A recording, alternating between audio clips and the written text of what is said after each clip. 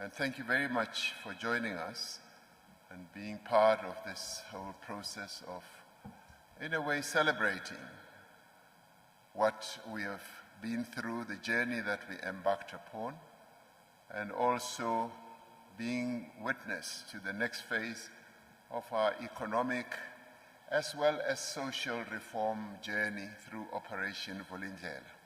I add social because much of what we have done in Vulindlela, one, has also had an impact on the lives of ordinary people. For instance, when electricity started being generated properly, that had an impact on our people.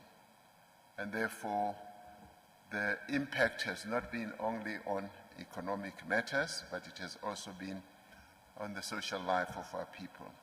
As you have heard, we initiated Operation Vulindlela in the aftermath of COVID-19, and when we were dealing with its devastating economic impact on our country and on the lives of our people. The pandemic had arrived just as we were emerging from more than a decade, as Minister Godongwana said, of stagnant economic growth, as well as rising unemployment, and particularly as we were emerging from the era of state capture. When I addressed a joint sitting of Parliament in October 2020, I said in the aftermath of a fire, green shoots often begin to emerge. The ashes, I continued to say, enrich the soil and new life takes root to replace what was lost. This is often what happens in nature and in life. And over the past 4 years, we have seen the green shoots of economic reform sprouting out.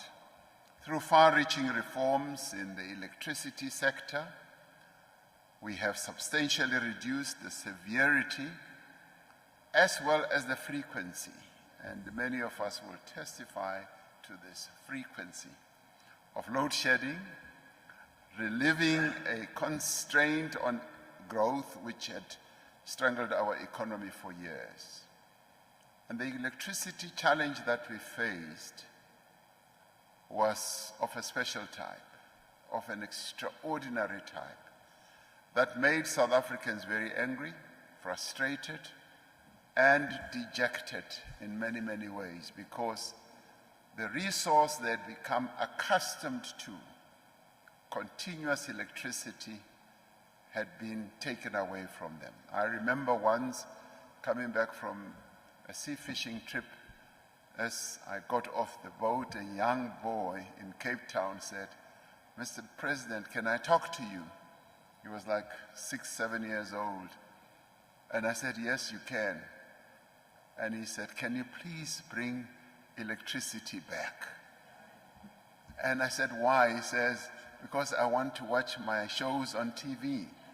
So it had had an overarching impact on the lives of ordinary people.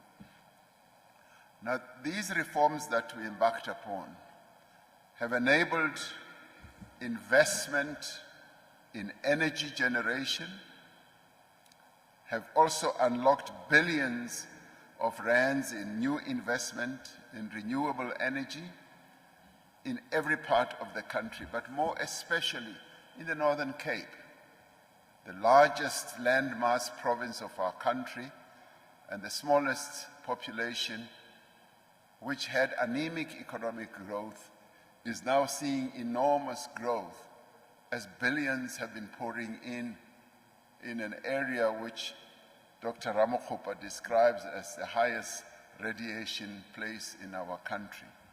We have embarked on a major reform of our ports as well as the rail system through the freight logistics roadmap. We have opened the rail network to competition, to involvement of players by others, and invited the private sector to participate in our port terminals on a concessionary basis, while ensuring that our network infrastructure, yes, remains owned by the state. Now, the completion of the spectrum auction enabled significant investment in telecommunications, and billions of rands also flowed into the fiscus through the auction process, a process which is done by a number of countries around the world. But that has also improved network quality in our country and has also led to the reduction of data costs for every South African.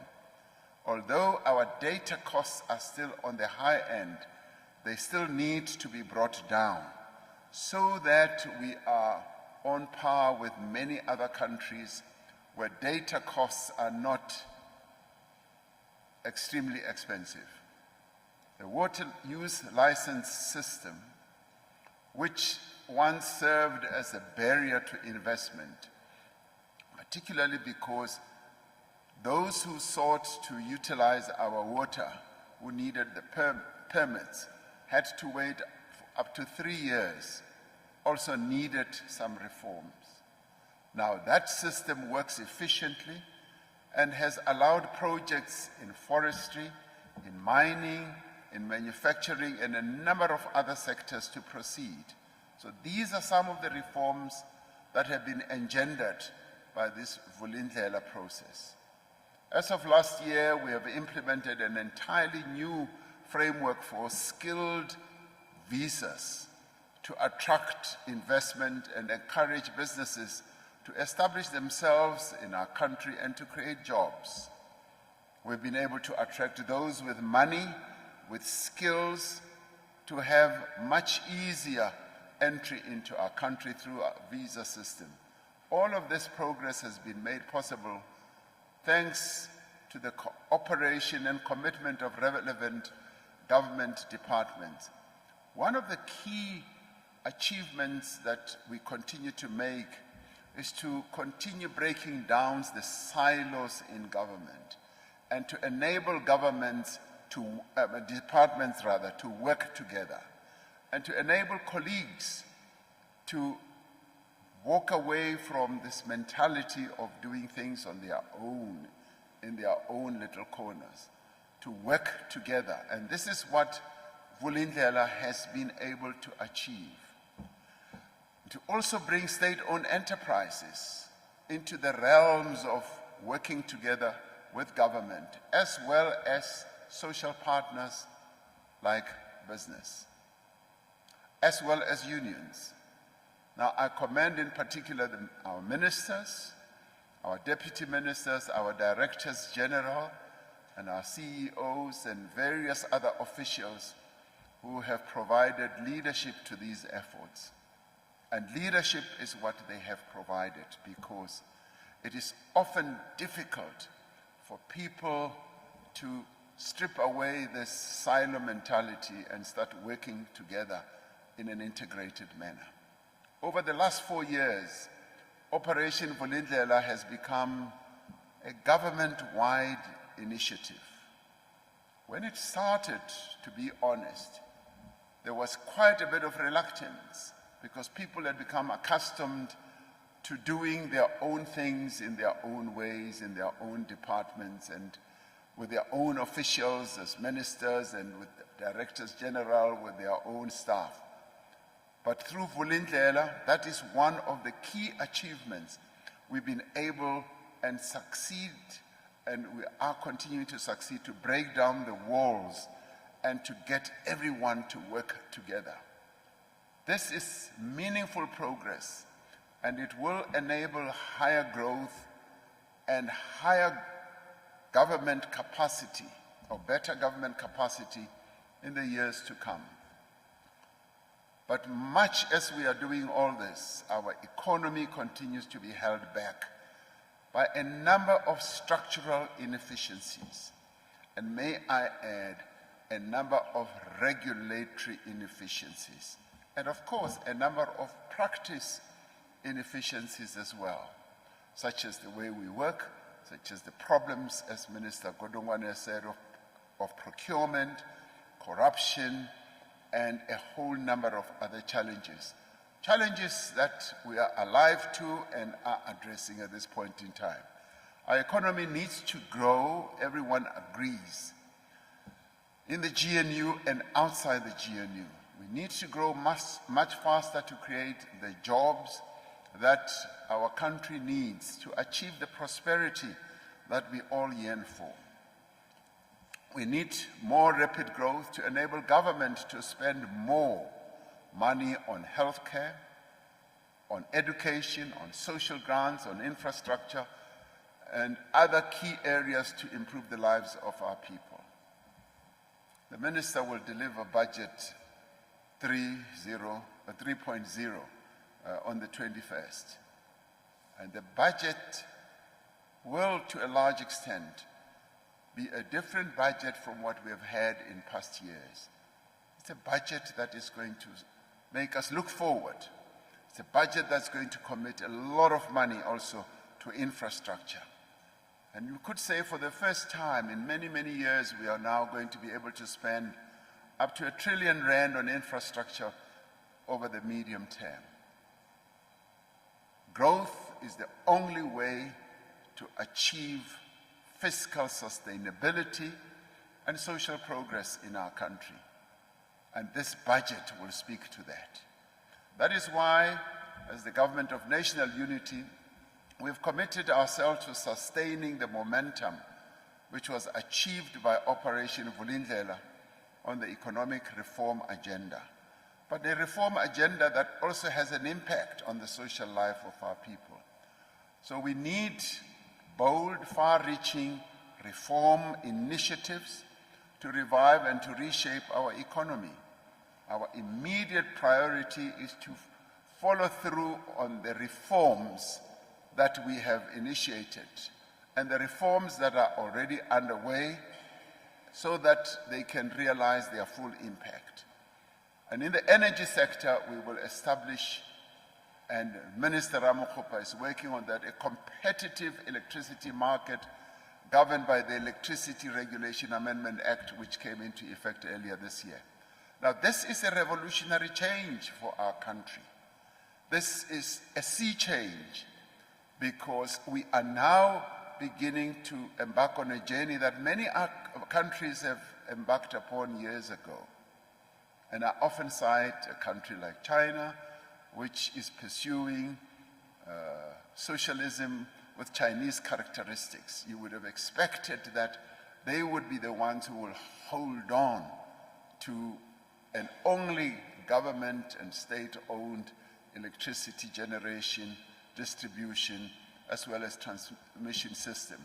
They have introduced competition, and they've introduced a number of generators so that they compete against each other to bring costs down. That is precisely the revolutionary change that has been initiated in our own country. We're now going to have, as we are now, having a number of generators of energy, and this will enable multiple generators to compete, yes, to produce electricity at the lowest cost and with the greatest efficiency. So if one generator is found to be wanting, the other generator of electricity will be outshining them, and they will also up their game. Now, to support this, we will complete the restructuring of Eskom and establish an independent transmission system operator to create a level playing field for market competition, to address the lack of grid capacity, because our grid is now overloaded. We need 14,000 kilometers of more grid capacity. And this is what we're working on. The Minister of Electricity and Energy has launched the first round of independent transmission projects to procure 1,000 kilometers of new transmission lines. Now, these reforms will ultimately mean lower costs and a reliable electricity supply for all South Africans. In the logistics sector, private rail companies will soon be able to operate on our freight rail network, and they will be given lines that they can operate. following the publication of the network statement by Transnet in December of last year. Now, this will enable a lot of investment. In fact, I should say massive investment in rolling stock, and also enable more goods to be transported by rail, helping our export industries to grow. Where we are right now, we are not transporting as much goods as we need to because of a number of constraints which Transnet and the Minister of Transport can speak to. Now, with opening up the lines and dedicating certain lines to those who have money to invest, which currently the state doesn't have, we will be able to transport more goods, and through that, yes, Transnet will be able to stabilize the whole network and be able to earn fees. These reforms will generate, yes, significant capital and new revenue streams for Transnet to help stabilize its operations and enable it to invest more and to innovate more and to get more capacity, more skilled people. We will establish on the water side the National Water Resources Infrastructure Agency as a dedicated entity to own, manage, and invest in our water resources. We have found that when we have dedicated agencies, like we have with Sandral, which we established years ago, we are able to achieve greater success because there is focus as these agencies continue to operate under our ministries. So we're going to do the same with water. Now, through the Water Partnerships Office, we will support public-private partnerships in water infrastructure to reduce, yes, the leaks, access new water sources, and improve wastewater treatment as well. And we do believe that this we will be able to do through a national agency that will be able to get greater efficiencies. Now, to address the root causes of service delivery failures, we will also amend, and in the process of amending the Water Services Act, to separate the role of municipalities as water service authorities and water service providers. Separating the two roles will lead to greater capabilities and efficiencies. We should say that the days of standing by and watching while taps in our townships, in our factories, and in our rural areas run dry, or where raw sewage runs into not only our river system, but into the homes of our people, should be over, and we want that to end. We will take action to make sure that the right of every South African to quality drinking water is protected, and the right for our industries to function properly with good water will also be something that we see happening. Now, on the visa system, we will ensure that the recommendations of the work visa review are fully implemented and introduce an electronic travel authorization system to support growth in tourism, but also to support growth in those who want to come and invest in our country. The Minister of Home Affairs has already introduced the points-based system to make it easier for highly skilled people who want to come into our country, people who have skills, who have money, to come into our country with ease, who can contribute to our economy, while at the same time enforcing our immigration laws more effectively, particularly to combat illegal immigration. Now, through these reforms, I do believe that we will complete the reform of our network industries that we began in the previous phase and address the binding constraints on growth. And we have to be grateful that we've had Treasury as well as the team in the presidency corralling and coordinating all of government to work together. And we have had great success. And to those who might think that, well, this is not as meaningful as all that, we just need to look at the success that we've had on our electricity side, because now the lights are on. However, this is not enough. We need growth that is both rapid as well as inclusive. We need growth that serves, yes, the millions of our people who remain unemployed and young people who cannot see a way into the labor market. And we need growth that improves the daily lives of our people by fixing the infrastructure that is broken. And I want to engender a new culture in our country for all of us to look after our infrastructure.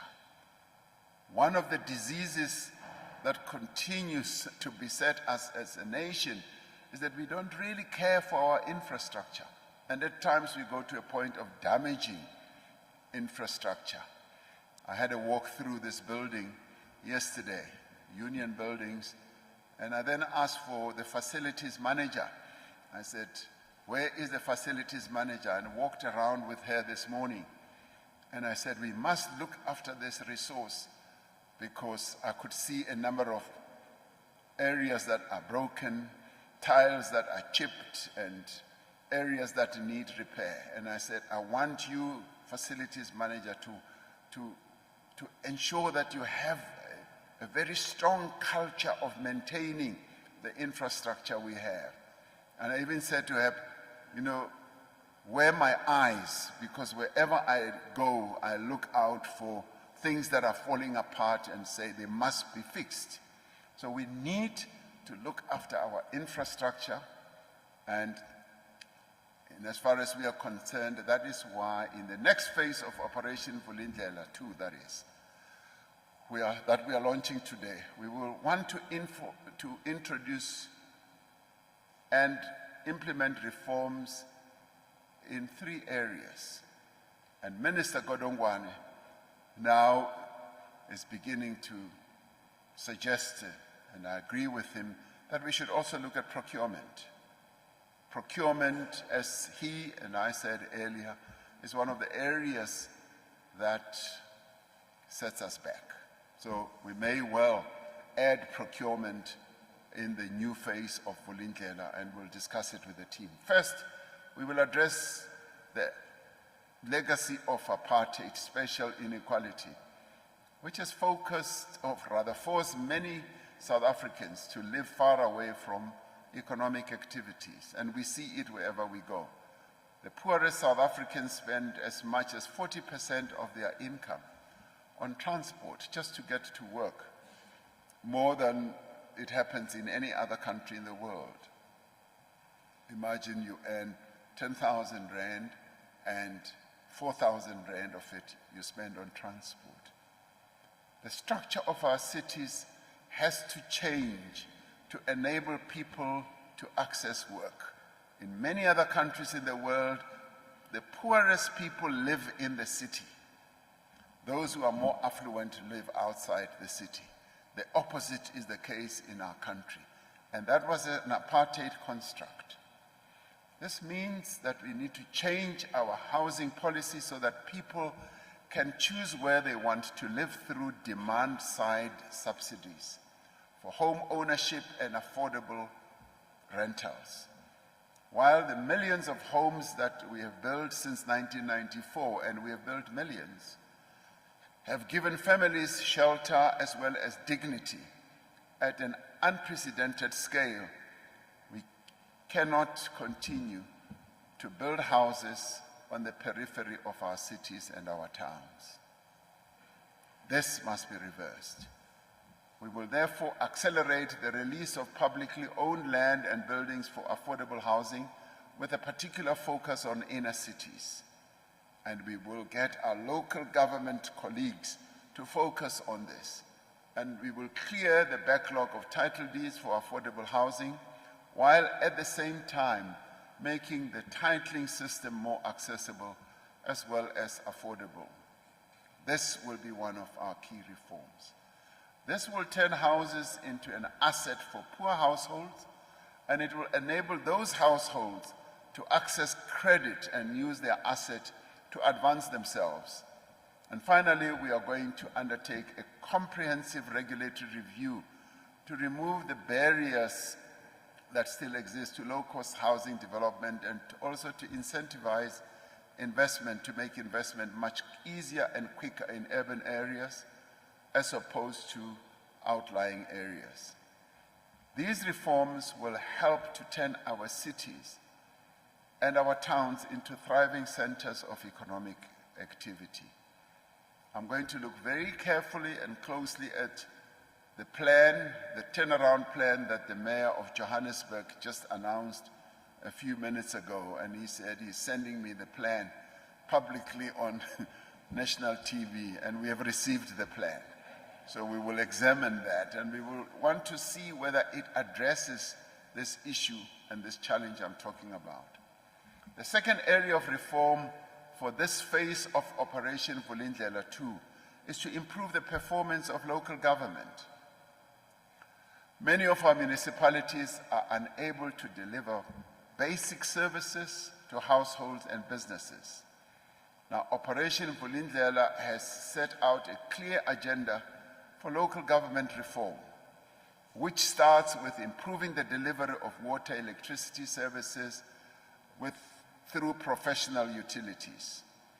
Utilities should have the right technical skills, they should have strong regulation and oversight, and they should be rid of any form of corruption as well. And they should have full control of their billing and revenue functions to allow them to invest in infrastructure and maintenance too. Another key step is to strengthen local government administration. We will work to ensure that capable, qualified people are appointed to senior positions in municipalities, such as municipal managers as well as chief financial officers. This is a matter that occupied my discussion with the Auditor General when she presented her recent report. Now, this will be done by extending the mandate of the Public Service Commission to local government and taking action against municipalities that fail to comply with minimum competency standards that we want to see adhered to. The Minister of Cooperative Governance and Traditional Affairs has initiated a process to update the white paper on local government, which includes a review of the institutional structure and functioning of local government. And finally, National Treasury will review the local government fiscal framework, including the design of conditional grants, which we continue to give to our municipalities, to ensure that the revenue of municipalities matches their responsibilities. Now, the third area of focus for Operation Vulindlela 2 is the digital transformation process. Last month, Cabinet approved a digital transformation roadmap to drive the adoption of digital technologies in government and to build digital public infrastructure that can be used by all South Africans. Many other countries or governments in the world have already acceded to this. We are miles behind. And in fact, I often say our people are far ahead. They are tech savvy, they are digitally more capable, and government needs to catch up with where they are. Now, this will include a digital identity system, rapid payments, to expand payments, financial inclusion rather, and to enable people to access services like applying for an ID or a passport online. I say our people are far advanced because I saw this during COVID when we introduced the special grant for distress. We got up to 11 million people to access the money digitally without having to run to a bank or wherever. They were able to do so. And I was hugely impressed by our own people with their tech-savvy capability. So they are already ahead of us, and we now need to catch up. the process of reform is always never easy. It is often contested, and it is often contested by insiders because there are vested interests of one sort or another. Everyone wants to hold on and to hog their area of work. And through Vulindlela, we've opened it up and will continue to do so. So Vulindlela has been a transformative process in government that has enabled all of government to work together in a very cooperative way. We still have a long way to go, yet we have a very simple choice to make. If we do not reform our economy, and if we do not reform the way we work, our economy will not grow, and we will not be able to create jobs. If we do not reform the way we work, we will not be able to satisfy the aspirations of our people. Unemployment will continue to rise, the level of dissatisfaction amongst our people will continue to rise, and poverty will increase. So the choice is very simple. On the other hand, if we implement these reforms, and some aspects of the reforms will be difficult, either at local government level or getting government departments to work more digitally.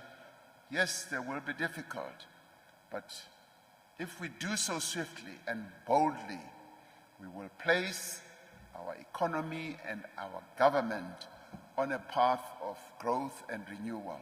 And the cooperation that we will engender between our government, our social partners, particularly labor, business, and civil society, will yield great dividends for us.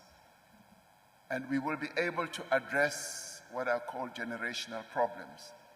There is a generation of South Africans that does not know what it is to live in a country that is growing, in an economy that is growing. They have never experienced rising incomes. They've never had a feeling that jobs are increasing and they can walk out of their homes and go and seek a job and get it. They have, and a number of businesses have not been seeing the growth that they need to see. And we therefore need to ensure that we have expanding opportunities for both our people and also our businesses. It is therefore our intention to ensure that every South African feels the benefit of rapid, sustained, and inclusive growth, but also capability on the part of government. And that is why we will not halt our efforts to reform the economy and to improve the capability of the state, and to fundamentally transform both and to remove the constraints on our growth. We have established what I believe is significant momentum. We now have good signposts through the priorities that we've set up as the government of national unity, and it is therefore our responsibility to grow a flourishing crop and to ensure that all South Africans can, in the end, reap the benefits of the harvest. And this is what Vulindlela 2 is going to be all about, as we complete Vulindlela 1 as well. So we've bedded down a very good foundation, and we're now embarking on building greater growth and capability going forward. And I am sure that as these reforms take effect, we will be able to see growth. And I should say that many countries around the world know that it is through reforms that they can embark upon that they see growth. And the same should apply to us. So growth is what we aim for, and reform will be the tool that we use to achieve that growth. I'd like to thank you for being here at the launch of Vulindlela 2. Thank you very much.